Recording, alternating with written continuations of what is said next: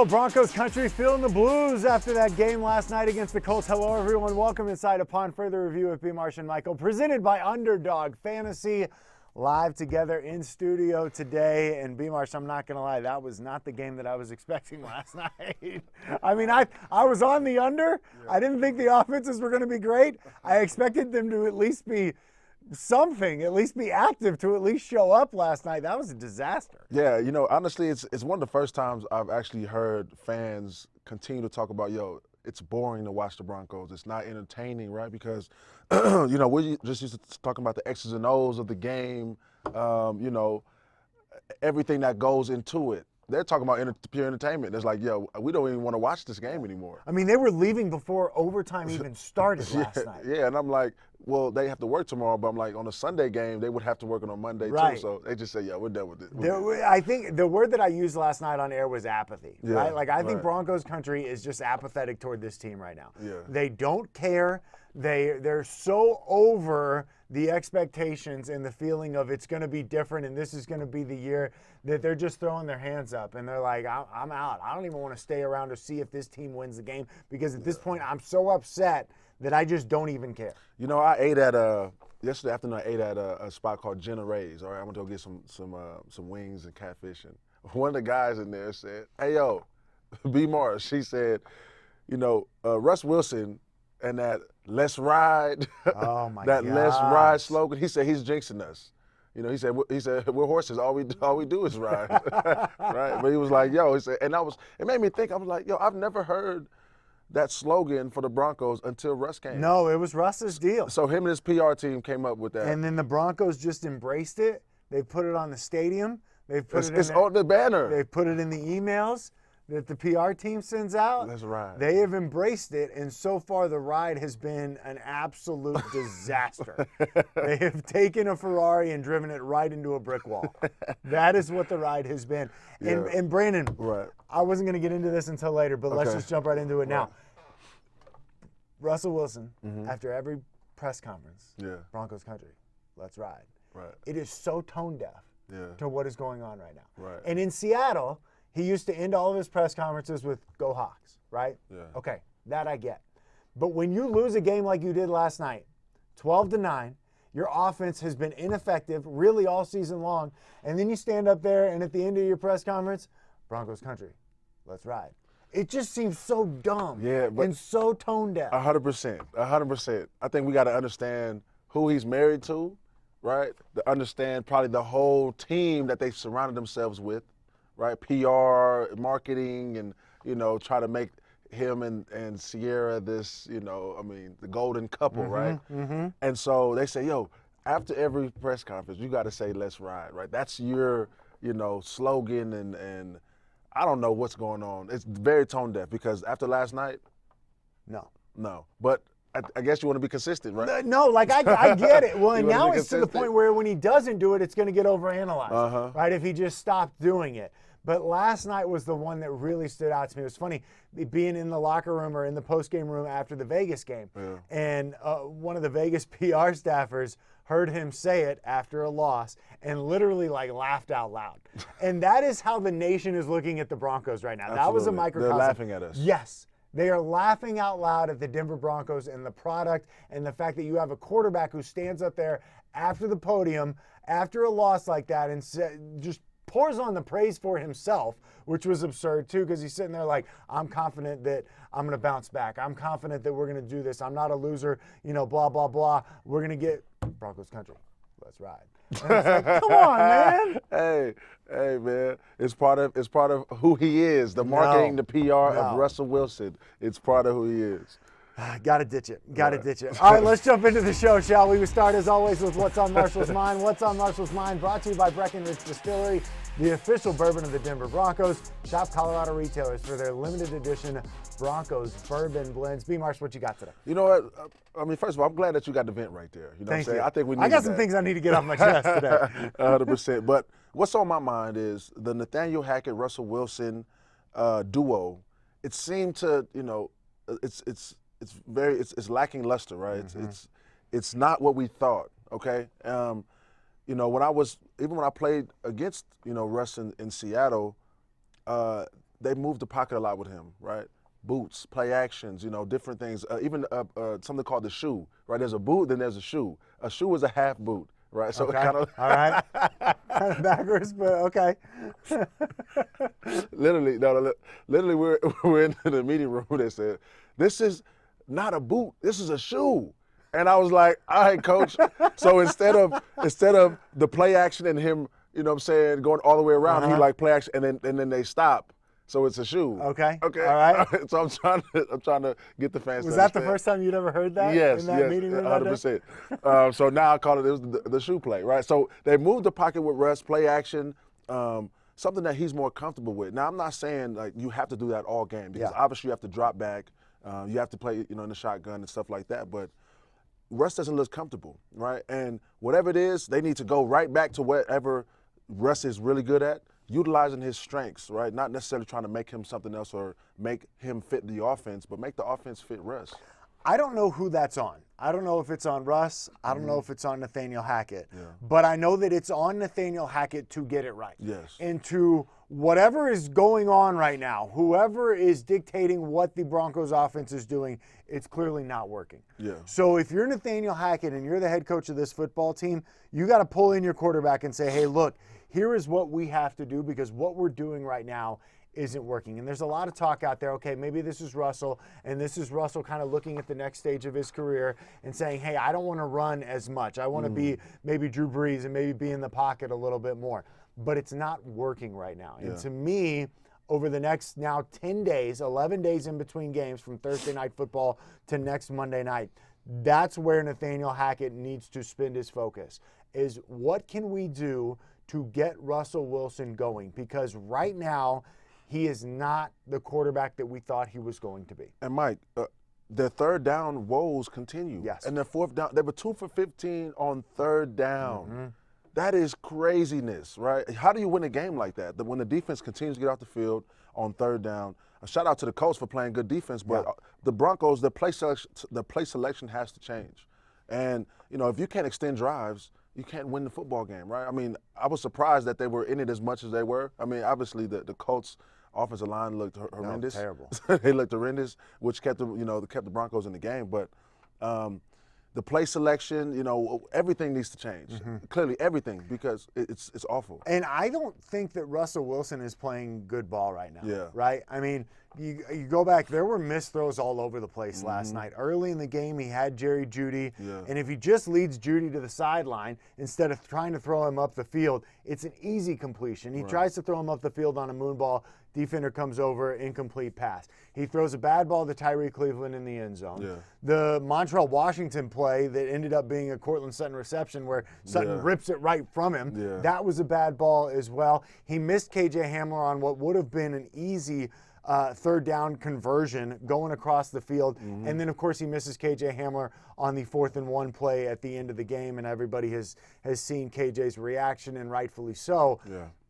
Russ is not what they thought he was going to be.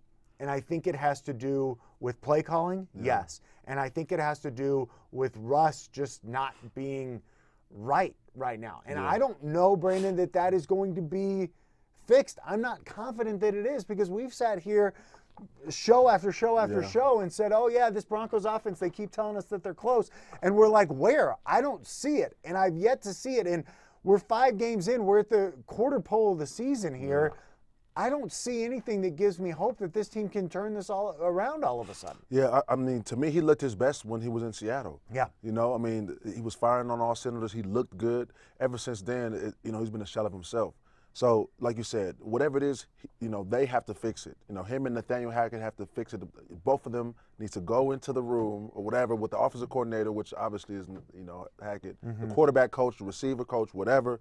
They got to fix it because, you pay a guy this much money, right? So on 4th down, the 4th and 1, in overtime, I was like, okay, well, no, kick it, right? The red zone offense is abysmal, so kick it.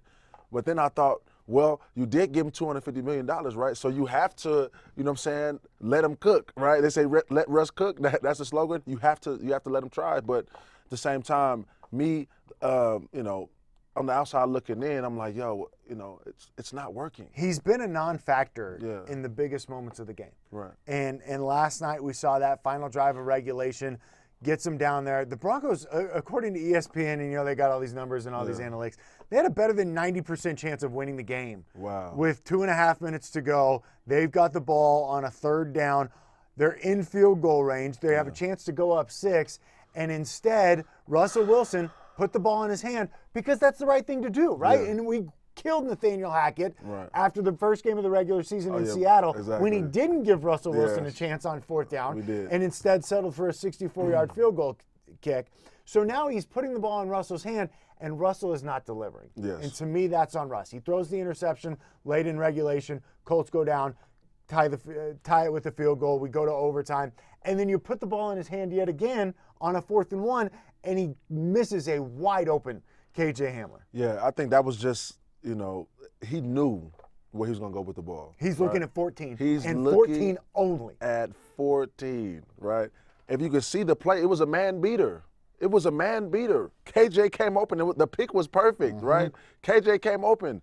And so my thing is, like, as somebody who's a Pro Bowl player, a Super Bowl champion, I'm not saying you don't make mistakes, but at the same time, come on, man. You got to see the whole field, right? It's your job, okay? You could criticize me as a linebacker if I would, not cover the tight end or miss the tackles, whatever. Cool, that's my job. Russ, this is your job, okay? And then so I know Cortland is our best receiver, but at the same time, man, you can't force it to him. We can't force feed him. You know what I'm saying? Yeah, that's why you trade for Russell Wilson, because you expect him to make that decision. Yeah. You expect him to make the right read, and right now he's not doing that. And that is a big, big cause for concern for me, because I don't know that all of a sudden, like, you hope that he's got enough in his head to say, okay, I'm not playing well enough. And he said that post-game, so you hope that he can get that corrected, but you don't expect him to be having these issues 5 games into the season. He should be able to see, hey, this is a man beater. KJ's going to come open on this. So, I mean, right now, Geno Smith is outplaying Russell Wilson, according to the numbers. Brandon, Drew Lock could have put up 9 points against the Colts. 100%. So, is it too early to say, is he a system quarterback? Is it the system? Or was Russ that great? You know what I'm saying? Because if Geno Smith stepped in and he's playing well, okay, I mean, I have in my fantasy, he had me 34 points last week. You know what I'm saying? 34, I'm shocked. You have Geno Smith on your fantasy team. I had nobody else. I missed the draft. I was coaching high school. I missed the draft, so I had to pick up Joe Flacco, Geno Smith, and Jacoby Brissett. My quarterback room is horrible. But I'm 3-1 in that league, which is crazy. But, was he a system quarterback? I think that's, something that we may potentially need to ask ourselves. Richard Sherman would tell you yes, yes, right? The guys on that Seattle defense, yes, they would tell you yes. And I think that now that's where it becomes incumbent on Nathaniel Hackett again, right? Yeah. Like, okay, this is fine. If you're a system quarterback, we got to make the system tailored to you, right? And our system has to be better. Broncos got to get that figured out. You mentioned the third downs, 2 for 15. Brandon, they were 0 for 4 inside the red zone again last night. Again. And again, it goes back to, we're close. No, you're not. No, you're not. They are hitting it 21.43% inside the red zone. That is the worst in the league. The next 2 worst teams are hitting it 40%. So there's an 18% differential between where the Broncos are and where the Colts and the 49ers are, sitting tied for second to last inside the red zone. There's no way you could be that bad in the red zone. Apparently you can be. Because even when we used to go into games, right, and we talk about the team's red zone offense, even if they weren't good, it wasn't a 20%er. You know what I'm saying? They would, like you said, 40% is about makes sense for a team that's on the low end. Right. Chiefs are probably really up there because, Andy Reid's a genius with the play calling. So, a short field, obviously helps the defense. Some people would say Russ has PTSD from the red zone. You know what I mean? Yeah. I don't know if we should go there or not, but it's terrible. Goes back to that Super Bowl, and they don't hand the ball off to Marshawn, and I don't know. Maybe he does. Maybe that's still a thing. Yeah. But whatever it is, they've got to get it corrected, and I don't know that there's a lot of hope in Broncos country right now that they are going to get it corrected. When we come back, the Broncos defense is saying all the right things. I'll tell you what they actually mean to say following last night's game. And we'll hand out some grades in our report card segment. All that and more coming up next right here on Upon Further Review with B. Marsh and Michael, presented by Underdog Fantasy. Underdog Fantasy is the easiest place to play fantasy sports. It's also the fastest growing fantasy app in the industry. Visit UnderdogFantasy.com or find them in the App Store.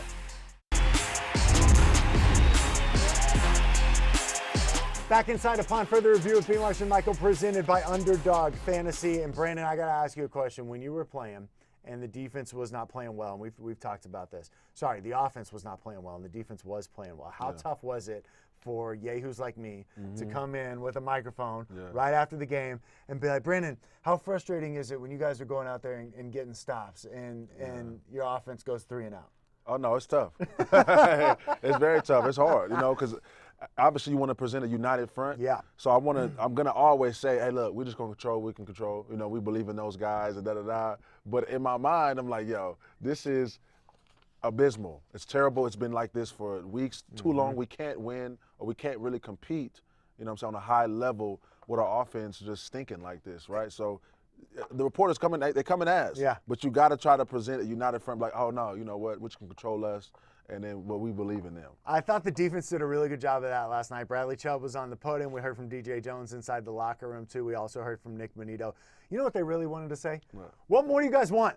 What more can we do? Yeah. Right? I mean, how much more do you want us to do from the defensive side of the ball? We sacked Matt Ryan 6 times. Yeah. We forced 2 interceptions last night. We were 0 for 2 inside the red zone, held them to 306 yards, and our offense can't do diddly squat. And held them to 12 points at that. Yes. Because the goal board is typically 17 points or less. Right. And you should have a high chance to win the ball game. 4 field goals, and we couldn't get 5, or we couldn't get 1 touchdown. That is very frustrating for a defense. Amongst themselves, best believe amongst themselves, they're talking about it. Yeah. But against, to the world and to the media, everybody else, you got to present a united front. And there's no way that you can't be talking about it. But, so how difficult does that become at some point to where you're just like, what more can we do? No, it becomes very difficult. And then, honestly, you at some point become numb to it, I mean, that's how it was for us one of those years. I'm looking at the 2017 or, 18 team. Because initially, 2016, we had a good offense with Trevor Siemian. We started off 4-0. Towards the end of the year, the offense just kind of fizzled out. So eventually you get numb to it, but it gets annoying.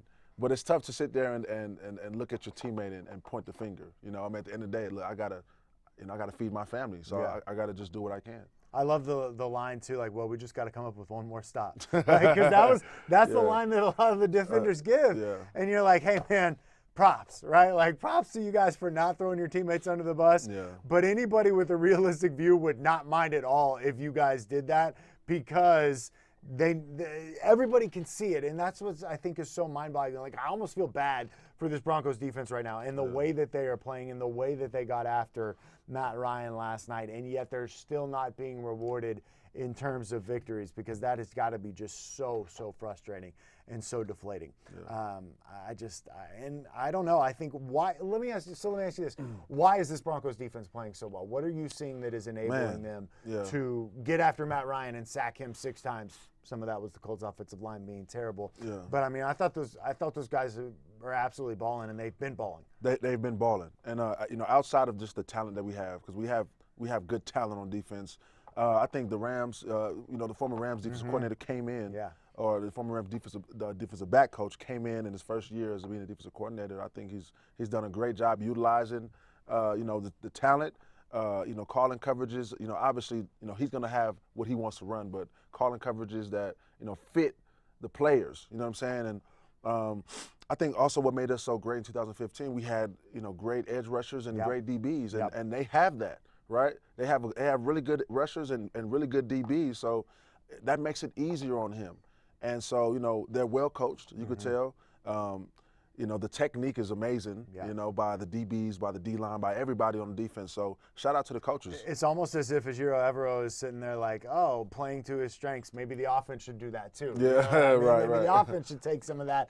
And I think what Evero has done is he's got a little bit of Wade Phillips. He's also got a little bit of Vic Fangio in there as well, which I think is absolutely fantastic and part of the reason why this Broncos defense has been so good, even if the record after 5 games is still just 2-3. Speaking of that, let's get into our report card. Today's report card brought to you by the Colorado Lottery. Play CBS Sport Pick the Score for your chance to win $1,000 in scratch-off tickets.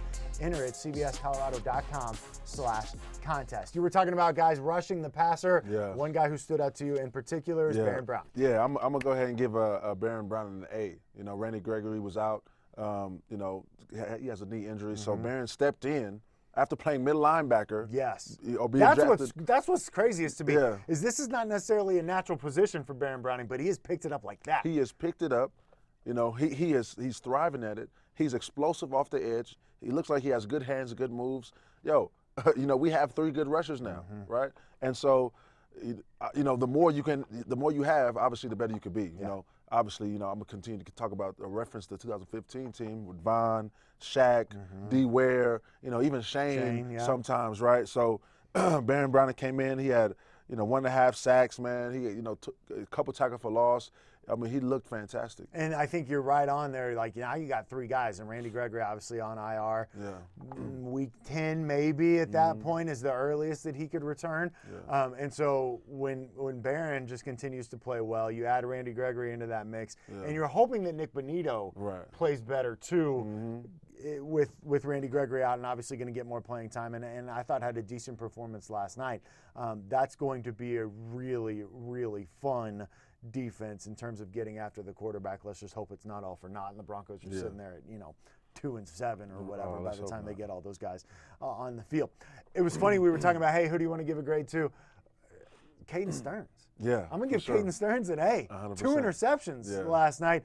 And he kind of gets lost in the wash, unfortunately, because the Broncos end up losing that game. But you look at what this defense did, and everybody was wondering, okay, with Justin Simmons out, going back to that game in Seattle, he hasn't played since that first game of the year. He's been on IR with that quad injury. Looks like he's probably coming back maybe for this next Monday Night Football game against the Chargers. But I think Caden Stearns has played really, really well and obviously was rewarded last night with 2 interceptions. That was nice to see, and that I think is a product of the fact that they were able to get after Matt Ryan. Yeah, look, Caden Stearns played well last year. Yeah. He almost really deserved to have a shot at the starting position. Now, Kareem Jackson is the consummate pro. He's a vet. He's a playmaker, right? So they brought him back, and also he's hard nosed, right? You need those guys in your defense. So Kareem came back.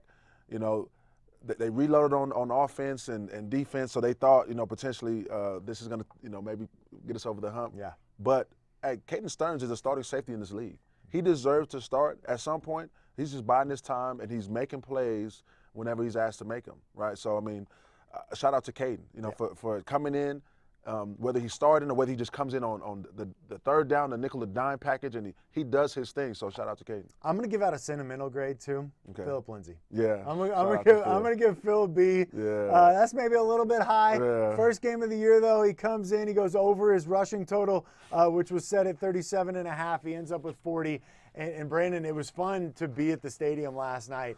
Phil gets a carry, gets announced. I think he goes for like 6 or 7 yards on his first run. Yeah. And everybody, there's a nice applause for nice. Philip. And you and I were talking off camera. It would have been more tolerable if the loss had come on like a Philip Lindsay 50-yard touchdown run, a walk-off in overtime. Like, 100%. Okay, cool. Shout out to Phil, because honestly, Phil deserved to be here. Yeah. I mean, he had 2,000-yard rushing seasons. They brought Melvin in, and then they just kind of phased Phil out. Yeah. For what reason? I have no idea.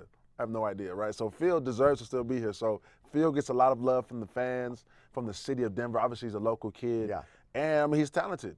The guy can run. He can run the football well, and he holds on to the football. Yes, he does hold on. Look at you, a little sly little dig right there, Melvin Gordon. Yeah. Broncos country is holding their collective breath every time Melvin got a run last night. But yeah, I hope that Phil obviously didn't have the year that he wanted last year when he was in Houston for a little bit and then with Miami. I don't know that he's going to latch on there in Indy, but props to him, and obviously taking advantage of his opportunity last night. We'll give Philip Lindsay a B as we round out our report card. Stick around. When we come back, we will zoom around the league, tell you which games we'll be keeping an eye on this weekend, plus a major upset in the fantasy football world. We will talk about that next, right here on Upon Further Review of B. Marsh and Michael, presented by Underdog Fantasy.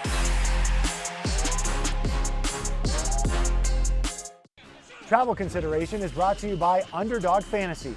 Underdog Fantasy is the easiest place to play fantasy sports. It's also the fastest growing app in the industry. Visit UnderdogFantasy.com or find them in the App Store.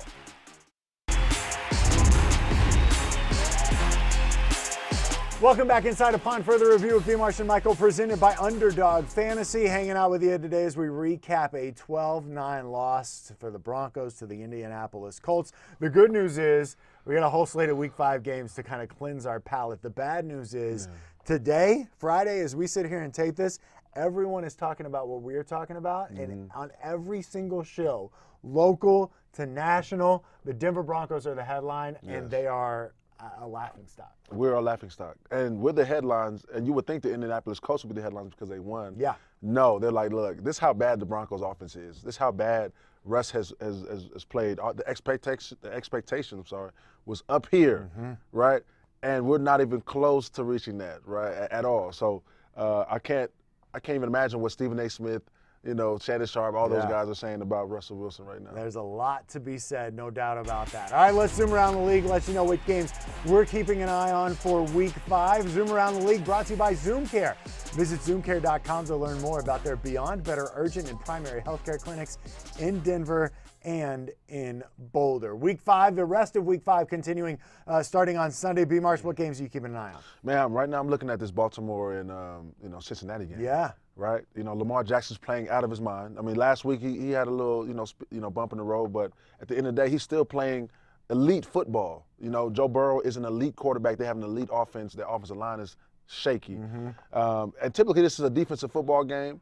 Ravens defense is not what it typically is, but I'm looking forward to seeing Lamar and Joe Burrow go at it. I think this could be a big statement game for the Bengals if they come out and play well, especially because through the first couple games this year, we were like, what is going on with the Bengals, 100%. right? Like, there's Super Bowl hangovers, and then there's whatever's going on in Cincinnati right now that was even worse than that. I think this could be a big statement game for Joe Burrow and that Cincinnati offense if they can get rolling on Sunday Night Football against the Ravens. I'll be honest, the Week 5 slate is not great. Yeah. It's not a whole bunch of games where I'm like, oh man, I gotta wake up early for that one. Shout out to London finally getting two good teams over there for the first time that they've had two teams with winning records actually play a game in London when the Packers and Giants get together early Sunday morning. My eyes go to Monday night and Monday Night Football, Vegas and Kansas City. And it's crazy because not only am I watching this game to see because the Chiefs are must-see TV, and I think anytime you get an AFC West matchup, especially between these two teams, you got to watch. But there's a possibility, depending upon what happens in the Chargers-Browns game, that the Broncos could end up at the bottom of the AFC West standings if the Raiders pull the upset over the Chiefs. I also think we're talking about this being a statement game for the Bengals. This could be a statement game for the Chiefs to really kind of plant their flag and say, hey, look, we are still the kings of the AFC West, and it still comes through us. Yeah, I mean, because at the end of the day, every time the Chiefs and the Raiders get together, it's typically a pretty decent game, right? That's a good rivalry, and it's good for football.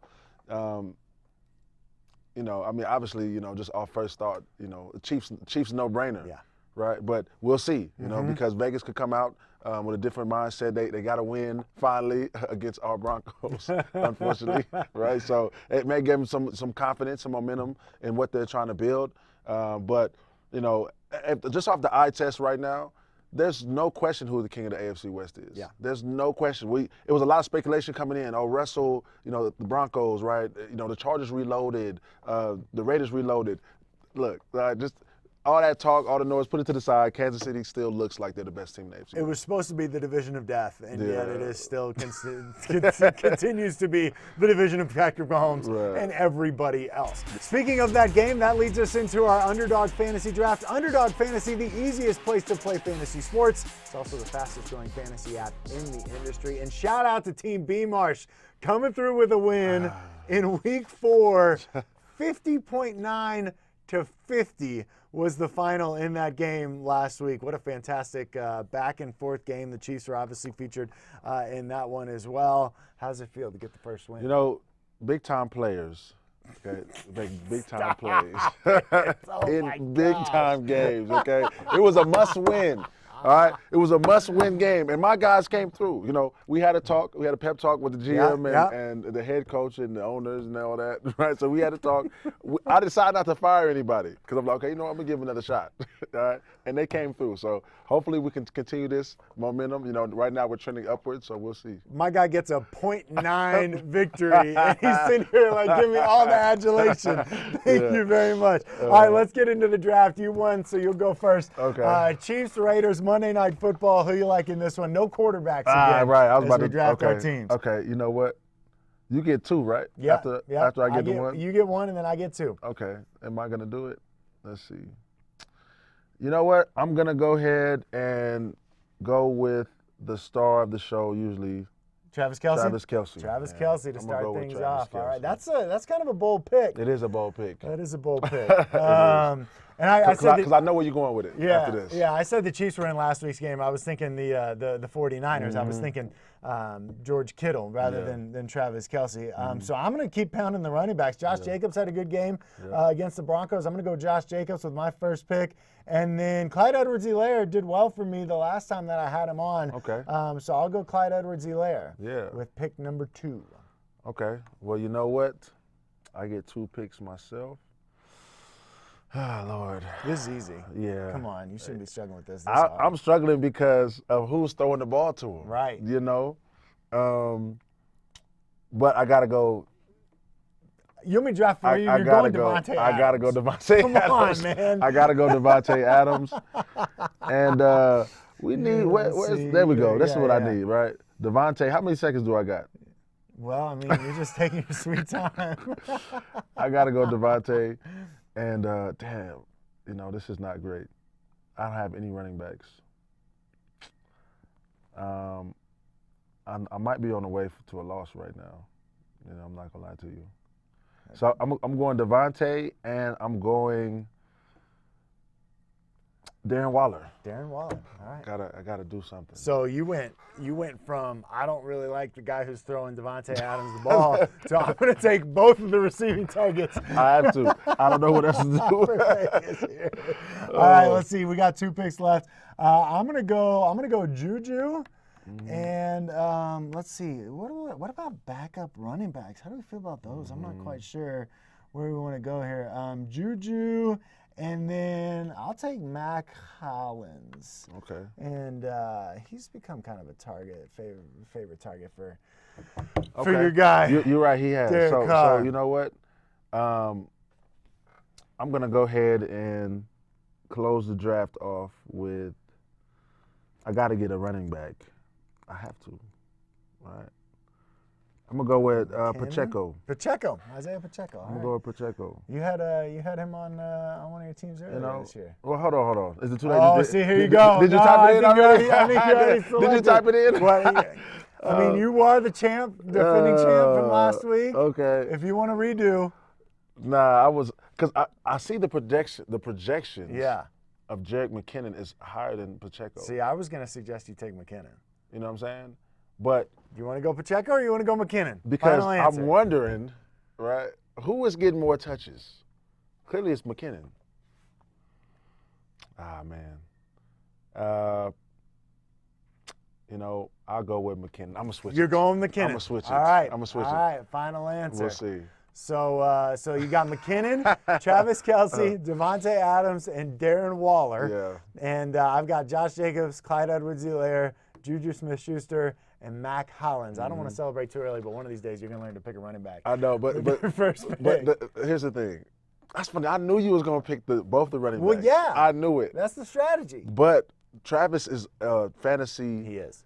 monster. He is. But we'll see what happens. See. Hopefully they shut down Josh Jacobs. Who do you think wins the game in real life, Chiefs? Oh, yeah, absolutely. Yeah. 100%. Easy? You know, I got them. They'll win by 7. Win by 7. All right. 7 or more. Okay. You Cool. know. I want to say 10, but I ain't going to disrespect too much. Okay, all right. A reminder, no show for you coming up on Monday. Broncos have kind of an extended week. They've got 11 days in between games. Our next show will be Tuesday, October the 18th, the day after the Monday night game in LA against the Chargers. That, of course, coming your way Monday night, October the 17th. That is going to do it for us here on Upon Further Review. For my partner, Brandon Marshall, I'm Michael Spencer. Thanks so much for hanging out with us on Upon Further Review with B. Marshall and Michael, presented as always by Underdog Fantasy.